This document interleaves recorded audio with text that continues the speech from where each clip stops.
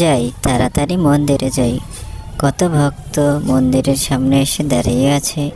তাড়াতাড়ি পুজোটা সেরে ওনাদেরকে প্রসাদ বিতরণ করি। পুজো শেষ করে আবার উনি চললেন। হঠাৎ যেতে যেতে বাঘের সাথে দেখা। কি, বাঘ বৈষ্ণবকে খাবে? তা না করে বৈষ্ণবকে প্রণাম জানাচ্ছে মাথা নত করে।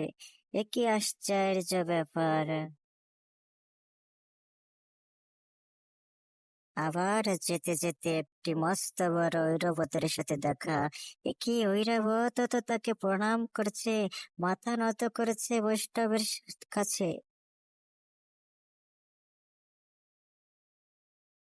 একে সমস্ত পশু ওই বৈষ্ণবকে প্রণাম করছে কেন? এটা তো একটু ভাবার বিষয়। সবাই তাকে না মেরে তাকে প্রণাম করছে মাথা নত করে।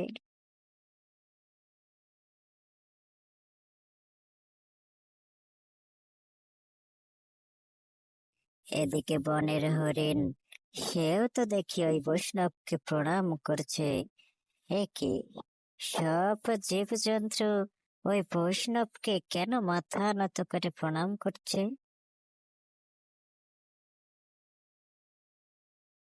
শ্রীকৃষ্ণের অতি প্রিয় ময়ূর, সেও তো দেখি ওই বৈষ্ণবকে প্রণাম জানাচ্ছে, মাথা নত করে তাকে সম্মান করছে। কি, সবাই তাকে প্রণাম করছে কেন? এই ব্যক্তি আসলে কে? এবার সবাই বুঝতে পারলেন, ইনিই তো সেই গৌরাঙ্গ মহাপ্রভু, যিনি যিনি এই কলির জীবের পাপ দূর করতে এসেছে। তাই তাই সকল জীবজন্তু মিলে শ্রীকৃষ্ণের গুণগান করেছে। জয় রাধা মাধব, জয় কুঞ্জ বিহারী।